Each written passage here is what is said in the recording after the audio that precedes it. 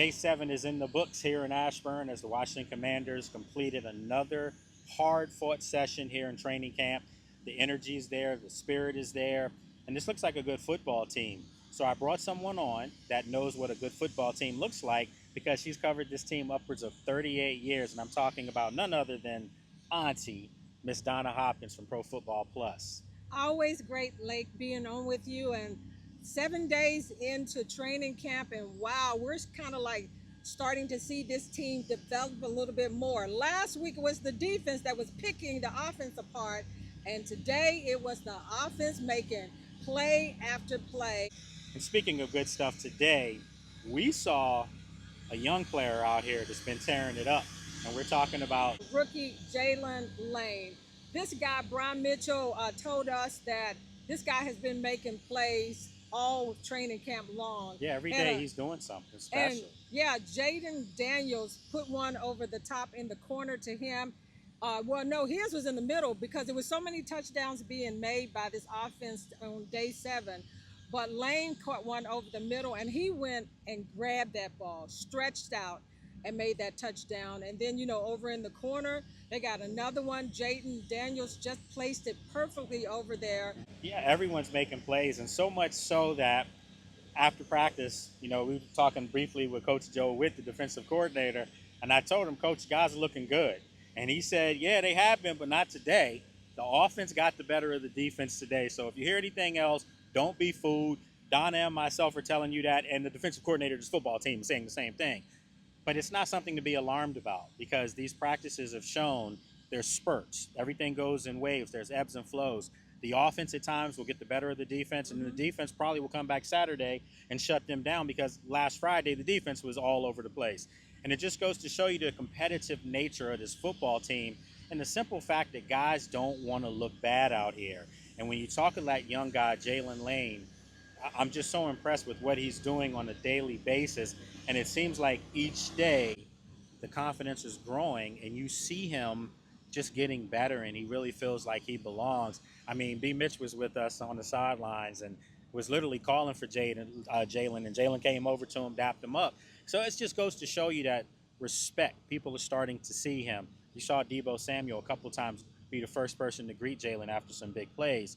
So you have to think, Donna, when Terry comes back, because he will be back, to pair him and be that guy. But on the other side, you have Deebo Samuel, who looks incredible this camp. And then you have Jalen Lane. And for the record, folks, those two receivers, Jalen Lane and Deebo Samuel, to me are having 2 of the top 5 camps, period, of any player.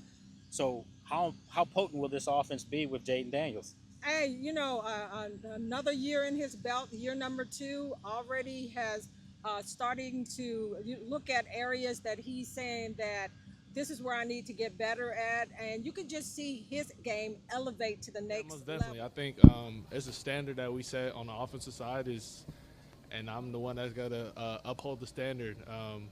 And that's if guys are false starting, the next guy up, stuff like that. And even for me, it's like holding myself accountable. If I mess up, I'll look to Zach. I'll look to guys like that to hold me accountable too. But I mean, that's just holding leadership-wise, like not letting nobody fall underneath the standard. I was talking about earlier about that ball that he put over the in the corner to Deebo Samuels for the touchdown as he ran past us. I mean, you have to be able to just put it in the right spot and let that player go and get it. And Jaden is starting to just read the defenses a little bit better, and something that we wanted to see. But what we were looking at even more so is that Coach Quinn was talking about the red zone. That's what they were going to work on today in day number 7. And that's what we saw as far as them really working their red zone. Because you think about last year, that's an area that they struggled a little bit. And in the past today, when it gets to be real, we saw that today. And I mean, the offensive line was coming off the ball also to give Jaden that time that he needed. And just back to Jaden, his reads and everything, you could tell his development even more so. Next level. And then on top of that, you're right. The pads were popping because they made a concerted effort to run the football today. And guess who was shining in that run game? Mr. Croskey-Merritt.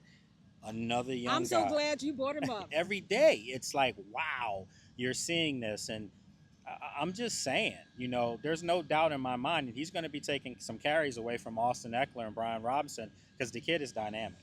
It's so funny that you mentioned his name because Brian Mitchell, standing over there with us, I said, hey, who are the guys that are standing out to you on the offensive and defensive side of the ball? And he said Merritt and Lane were the two guys that in practice, you could just tell that they're making plays throughout this training camp so far. And when you look at Merritt, run the ball, and then I think he may, I don't even know about returning, punts or anything Well, he like won't that. have to because Jalen Lane's going to have that Yeah, locked up. yeah, exactly. But the thing about it is what he's adding to that running back room, because all of them bring something different to the room. Brian Robinson, Eckler, McNichols, but Merritt brings this burst. You can tell that he's a true running back, just the way he hits the holes and just the way he's reading his lanes and everything.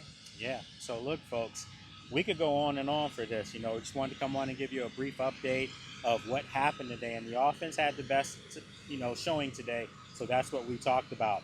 We'll both be here Saturday. We'll have more updates for you here at Commanders Park. It'll be day 8 of training camp for the Washington Commanders. I'm Lake Lewis with Donna Hopkins.